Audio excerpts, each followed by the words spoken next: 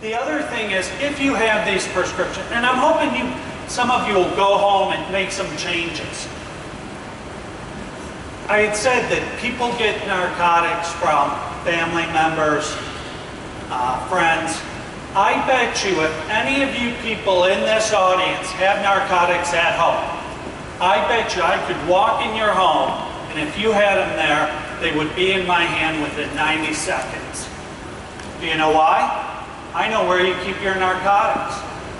You either keep them within 3 feet of your bathroom sink or within 3 feet of your kitchen sink.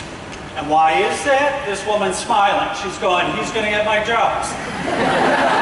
You take your pill. I'm teasing you. You take your pills with water. You know, you get a kid. Do you think these kids are stupid?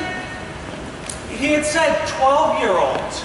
5% of 12-year-olds have, within the last month, used narcotics for non-medical reasons. Anybody here got kids in 7th grade? Anybody? Next time you go to the 7th grade room, look around there, okay? If you see 50 kids, 3 of them have used narcotic medicines. 12, lock them up. First of all, get rid of them. Don't save them. You know, we're baby boomers here. You know, we don't throw anything away. We keep it. Oh, we may need it later. We may need it later. Don't want to throw it away. Throw it away. You can dispose of it. You got pamphlets that I gave to you. Shows you how to get rid of your drugs here. Okay? If you have narcotics in your home, you can get this fancy little container, and Willie laughs at me every time I pull this out. This is a little simple container I got from the Troy Police Department. You put your drugs in here, pile it up. You put this on. It's got a little padlock. It's in my other pocket somewhere. Anyways, you padlock it. Now Willie always laughs and he says, Joe, do you think I cannot get in there? Well, I know if he really wants to, Willie can get in here. But if you have your kids at home and they don't have a drug problem, lock them up. You'll know if your kids have been in there. Because if you have a bottle of 30 pills, they can go in there and grab 5 pills. Are you going to know it? No. You know, with all due respect, they have Skittles parties here in Macomb County. You guys know what Skittle parties are? Everybody grabs 5 pills. You go to the party, you throw them in the bowl, they mix them up. I'm the only one? I'm a doctor. Okay, maybe I am. There. Oh yeah, 3, 4 pills at a time. Man, if I was a drug addict, my son graduated from high school, we went to all the graduation parties. Oh man, I could have been the biggest drug dealer in Romeo here. So yeah. So the thing is, keep them away. Don't have them there if you don't need them here. All right, is, how do you know your kid's on drugs?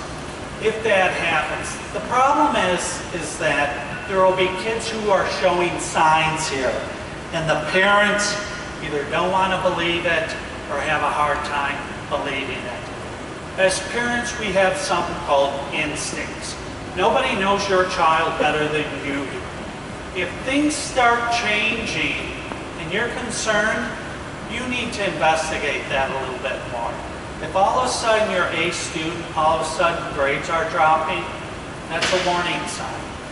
If they are secluding themselves, changing friend groups, I don't want to play sports, I don't want to do this, those are all warning signs here that you have to look at and investigate it.